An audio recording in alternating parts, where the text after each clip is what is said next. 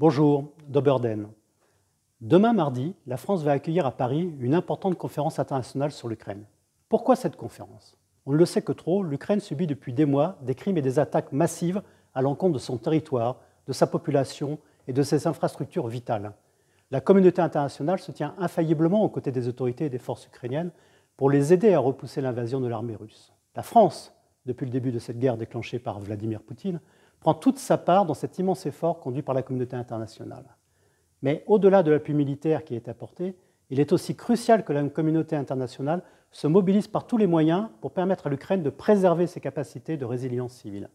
C'est aujourd'hui une urgence absolue parce que l'hiver approche et parce que l'armée russe choisit précisément ce moment pour mener une stratégie de destruction systématique des infrastructures essentielles à la survie des populations. Les centrales électriques, les hôpitaux, les écoles, les moyens de transport et de communication, les usines, toutes sont visées. C'est pourquoi le président français, en concertation avec le président ukrainien, a pris l'initiative d'organiser ce 13 décembre une conférence internationale de très haut niveau. Elle rassemblera plus d'une quarantaine d'États et une vingtaine d'organisations internationales majeures, dont les Nations Unies, ainsi que des entreprises. Son but est de rassembler les moyens financiers et humains qui permettront de fournir aux Ukrainiens les produits de première nécessité dont ils ont besoin et d'aider l'Ukraine à reconstruire au plus vite ses infrastructures, notamment stratégiques. Il s'agira aussi de mettre en place un mécanisme opérationnel pour coordonner le plus efficacement possible ce nouvel appui à l'Ukraine. Je le disais, la France se tient fermement aux côtés des Ukrainiens pour leur apporter aide humanitaire, aide civile, aide militaire.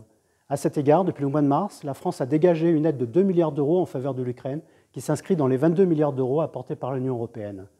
Il convient de souligner que le montant global de l'aide européenne place l'UE à la tête des bailleurs de fonds internationaux qui viennent en aide à l'Ukraine. L'aide française est multisectorielle et se compose d'une aide humanitaire, notamment des centaines de générateurs pour produire de l'électricité, des abris d'urgence, de l'aide alimentaire, des médicaments. Elle se compose d'une aide militaire et sécuritaire, d'une aide à l'accueil des réfugiés en France, d'une aide judiciaire pour punir les crimes de guerre et contre l'humanité, et d'une aide à la reconstruction du pays.